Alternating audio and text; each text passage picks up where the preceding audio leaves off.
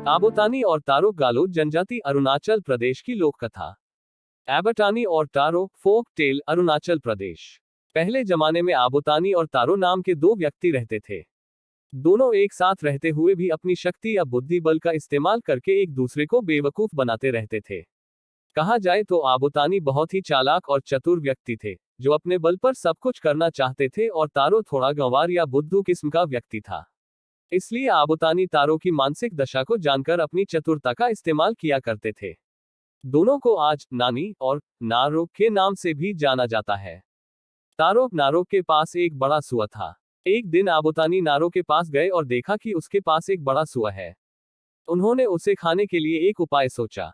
इसलिए उन्होंने एक दिन नारो को खेती में रहते देखकर उसकी खेती के नीचे रहकर कुछ अलग सी आवाज में पुकारा, नानी रीमी रीमी नारो रोमो रोमो। जब इस तरह से उन्होंने बहुत बार पुकारा, तब नारो को बहुत चिंता होने लगी।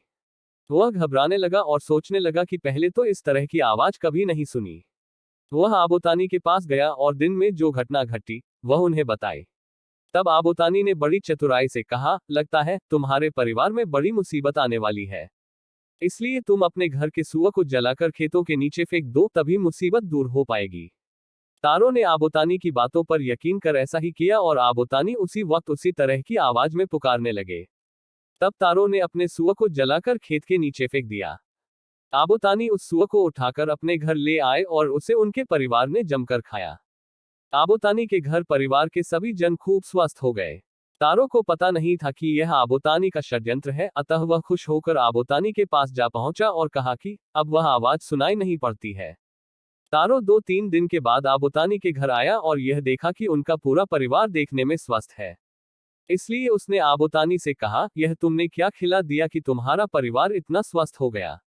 आबोतानी ने कहा, मैं क्या बताऊं, यह करने के लिए बहुत ही कठिन है। लेकिन तुम अपने परिवार को स्वस्थ बनाना चाहते हो तो बताए देता हूं कि पहले तुम पानी को खूब उबालना, फिर अपने परिवार को इकट्ठा कर एक नाली में बांध कर रखना और उनके ऊपर उस उबले हुए पानी को डाल देना। इसके बाद उसे 5 दिन तक वैसे ही रहने देना, फिर ये सब स्वस्थ हो जाएंगे। तारो ने आबोतानी की बातों पर फिर विश्वास कर लिया और उसने घर जाकर वैसा ही किया जैसा आबोतानी ने करने को कहा था। परंतु यह क्या, स्वस्थ होना तो दूर, वे तो सब 5 दिनों में कीड़े बन चुके थे। तारो समझ गया कि आबोतानी ने मुझे धोखा दिया है। उसे इतना गुस्सा आया कि वह आबोतानी से हर हालत में बदला लेने का उपाय सोचने लगा। एक दिन तारो एक दोफा जहां सुअर को खाना देते हैं बना रहा था, तो आबोतानी उसके पास आ पहुंचे और पूछने लगे, यह क्या बनाया है? तारो ने उदास स्वर में कहा, मैं तो बस सुअरों के लिए घर बना रहा हूं। फिर कहा, तुम यहां लेटकर देखो कि मेरे सुअर तापों के लिए यह ठीक रहेगा या नहीं।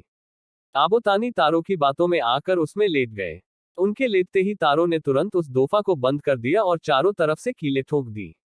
इसके बाद उसने उस दोफा को नदी के बीच में फेंक दिया। आबोतानी अपने को बचाने के लिए चिल्लाते रहे, लेकिन किसी ने उनकी पुकार नहीं सुनी।